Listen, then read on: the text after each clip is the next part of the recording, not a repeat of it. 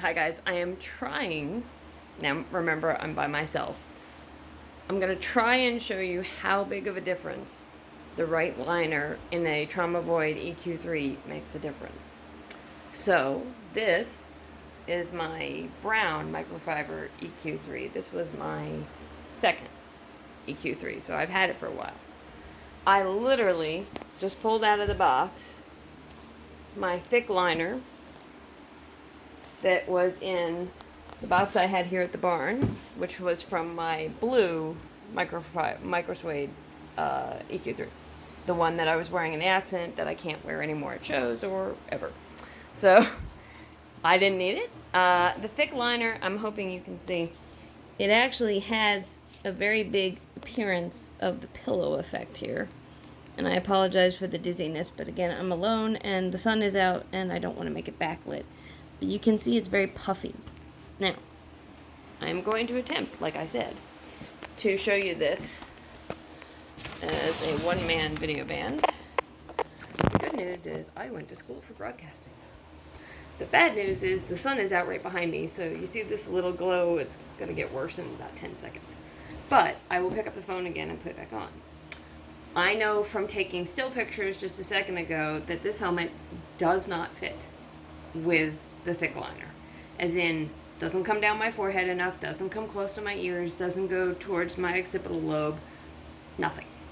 This is how big of a difference the right liner can be for people who have helmets and have heads of different shapes. So watch, this is not a joke. I am not messing with you, I'm not like half trying.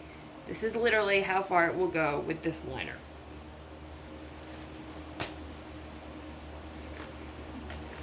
And it's bouncing right back up. I don't know if you can see, but we're talking multiple space in all fronts, and it's here on my forehead instead of here on my forehead. It seems minimal, but you want to talk about a mushroom cap. This is not sitting on my head. Now, mind you, I can bend my head over. It moved a little in the back, but obviously it didn't fall off. If you move it side to side, it's not going anywhere. But this isn't the right fit. And you can see, with me looking right at the camera, it's really not the right fit. So I'm going to try and turn slowly so you can see the spatial differences by my ears. The harness is now all over my ear, which is not normally. Same over here. So now, let me show you the back. I'm trying to block the sun. You know, it's not near my ponytail. All things that are bad signs. Now, we're going to take this off, and we're going to put my thin liner back on, which you can see doesn't have the little fatty pockets. I'm going to try and hold those out for a second so you can see the difference. Everybody says the liners are identical. They're not. They're actually different because, don't mind my hair, I will try and get these to where you can see. These, see how they have pockets and little like marshmallow appearance on the sides? That's meant to help fill in for people that have sides that are gapping. More marshmallows on this side. The thin liner, the only liner that fits my head at all, has no pockets. It's just a straight line of padding on the sides. See how there's no divisions? They really are different, but I understand when you're staring at it in a store and you don't know what you're looking at, they look identical. They're not. Okay, so now we're going to put my actual liner back in my helmet that fits. So let me just put this here. And again, this is not a joke. I'm not trying to make a video that makes my point that's, lying to you in any way, shape, or form. It's very important that when you put these liners in, you line them up so that the bottom of the liner is touching the yellow plastic on the bottom and that the Velcro goes in last so that everything that's situated is situated properly. All right, now my hair's a mess because I just rode Kudo, so I took a day off today. Anyway, so now, brown microfiber, same helmet, liner that does not have the marshmallows. We'll see if you can see. No marshmallows, just padding. And now I put this on, no joke. And now it comes down. And now, when I put the helmet on and bend over, it doesn't move. And now, this is the thing I've tried to explain to people that's a little hard, because if you have a helmet that doesn't have a liner, You're not used to, there's a little wiggle effect where the liner and the plastic go like this. Jokingly, a lot of us have called it the bobblehead effect, but really you're more protected in this helmet than in one that doesn't do that.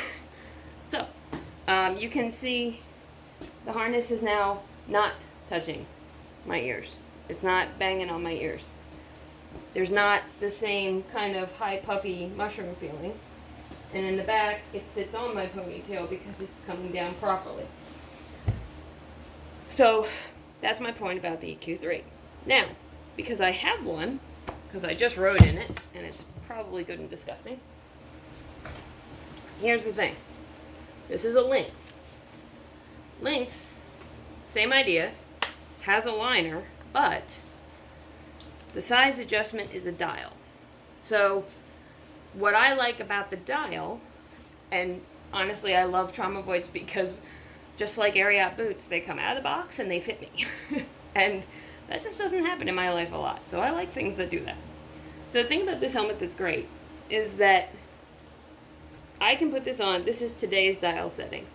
But I've actually played with the dial before and moved it up and down because, you know, maybe I had the wrong scrunchie for my ponytail. It was a little bit bigger and didn't sit away from the bottom of the back of the helmet well enough. I could loosen it a notch and it still was the right feel.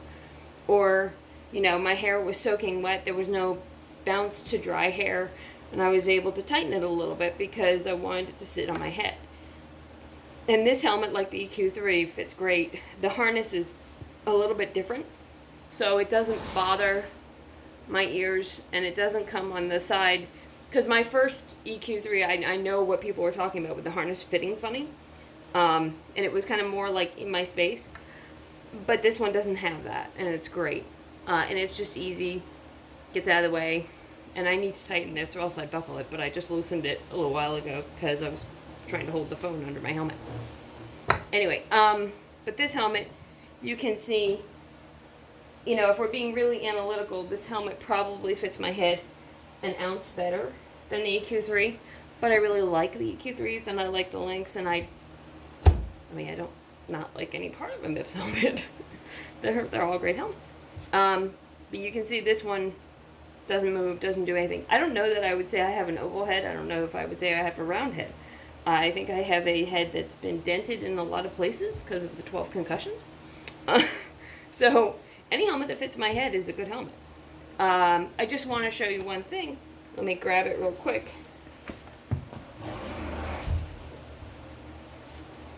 Don't mind the cobwebs.